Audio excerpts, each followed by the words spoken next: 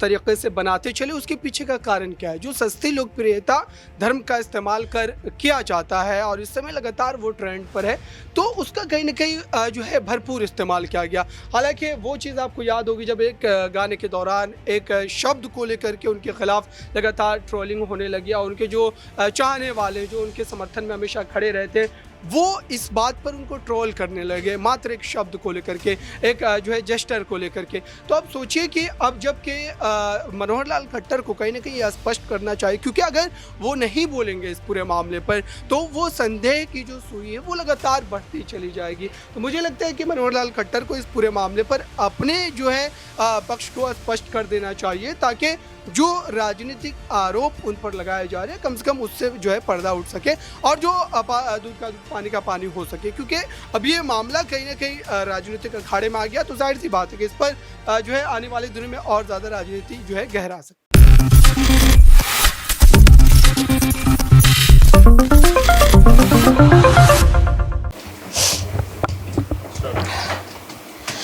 नमस्कार, next 9 news देख रही हैं आप और मैं हूं आपके साथ प्रज्ञा सिंह। इस वक्त की बड़ी खबर आज सामने आई बिग बॉस OTT 2 विनर रह चुके एल्विश यादव को लेकर। बता दें कि कई गंभीर मामलों में उनके खिलाफ FIR दर्ज हुई है, जैसे कि सांपों की तस्करी, उनके जहर की तस्करी, और इन तमाम मुद्दों को लेकर अब सियासत होती हुई भी नजर आ रही है। जहां एक और एल्विश यादव पर दर्ज हुई FIR को लेकर कई बड़े सेलिब्रिटी उनका बचाव करते हुए नजर आ रहे हैं, उनके खिलाफ अपना स्टेटमेंट देते हुए नजर आ रहे हैं। तो ऐसे में आपको बता दें कि अब राजनीति से जुड़े कई जाने माने चेहरे इस पर प्रतिक्रिया देते हुए नजर आ रहे हैं। जहां पर एक और स्वाति मालीवाल ने सीधे सीधे एल्विश यादव की गिरफ्तारी की बात कही, उन पर जुड़ी इस FIR को लेकर वो सीधे सीधे हरियाणा के मुख्यमंत्री मनोहर लाल खट्टर को घेरती हुई नजर आई। तो यहां पर आपको बता दें कि दिग्गज नेता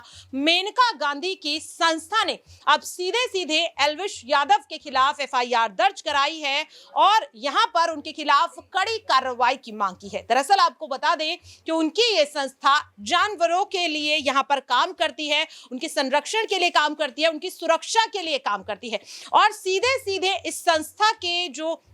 प्रबंधक हैं यहां पर गौरव गुप्ता, उन्होंने मांग की है कि एल्विश यादव को जल्द से जल्द गिरफ्तार किया जाए, क्योंकि पब्लिक फिगर के तौर पर एल्विश यादव देखे जाते हैं और अगर एल्विश यादव ने वाकई में ये सब कुछ किया है तो उनके खिलाफ कड़ी कार्रवाई होनी चाहिए। तो जिस तरह से हर मुद्दे को राजनीति से आजकल जोड़ा जा रहा है, राजनेता जिस तरह से यहां पर सियासी रोटियां सेकने का काम कर रहे हैं, इन चीजों को लेकर के क्या कुछ यहां पर मेरे सहयोगी अब्रार हैं, उनसे समझने की कोशिश करेंगे कि जिस तरीके से हर एक ट्रेंडिंग मुद्दे पर अब कहीं ना कहीं जाने माने नेता अपने फायदे के लिए उसे इस्तेमाल करते हुए नजर आते हैं। तो यहां पर अगर बात करें अब्रार, देखिए एल्विश यादव काफी फेमस है और बिग बॉस जीतने के बाद तो उनकी चर्चा काफी ज्यादा हो गई। आज जब ये खबर आई और अब धीरे धीरे नेता इस पर अपनी प्रतिक्रिया देते हुए नजर आ रहे, तो पहला सवाल तो यही रहेगा कि हर मुद्दे को राजनीति से जब जोड़ा जाता है तो ये कितना सही है, क्योंकि ये बहुत सीरियस यहाँ पर एलिगेशन एल्विश यादव पर लगा है और सिर्फ अभी एलिगेशन लगा है, कुछ साबित नहीं हुआ है। उनकी गिरफ्तारी की मांग हो रही है, सजा की मांग हो रही है, किस तरह से देख रहे हैं?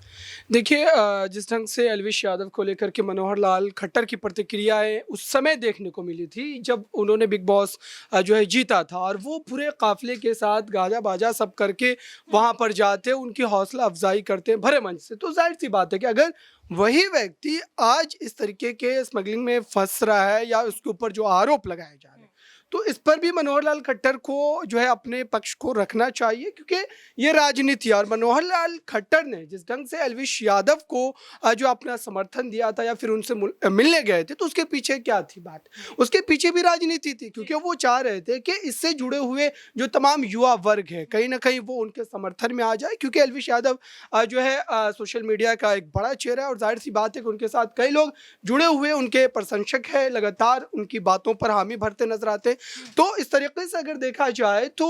अब जो एक नई राजनीति शुरू हुई है, जो विपक्ष को एक बड़ा मौका मिला, हालांकि इसमें विपक्ष और पक्ष दोनों ही लोग शामिल है, क्योंकि मेनका गांधी खुद भारतीय जनता पार्टी की है, तो जाहिर सी बात है कि उनकी संस्था अगर यहाँ पर केस कर रही है, एफआईआर कर रही है, तो ये बीजेपी वर्सेस बीजेपी की लड़ाई जो है इस समय जो है देखने को मिल सकती है, क्योंकि मनोहर लाल खट्टर कतई ये नहीं चाहेंगे कि अलविश यादव के खिलाफ कोई भी बीजेपी का बड़ा चेहरा जो है इस तरीके से खुल करके बोले, उनके ऊपर आरोप लगाए, क्योंकि उससे उनकी कहीं ना कहीं राजनीतिक हानि होगी। और मुझे लगता है कि इस समय जिस ढंग से लगातार इस पूरे मामले पर सभी नेताओं के बयान आ रहे हैं, तो जाहिर सी बात है कि जो जितना ज़्यादा फेमस होता है उसकी छोटी सी गलतियों पर भी उस तरीके से लोग जो है रिएक्ट करते हैं। हालांकि जब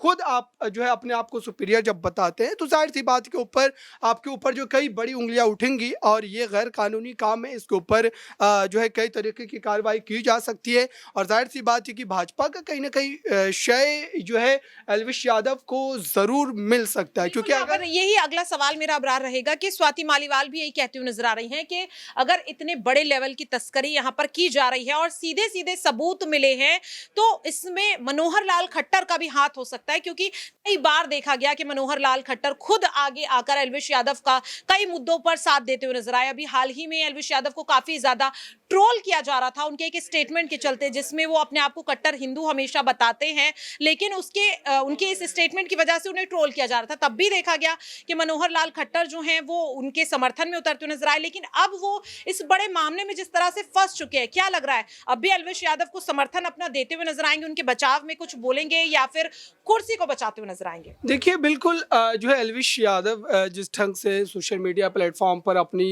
जगह लगातार मजबूती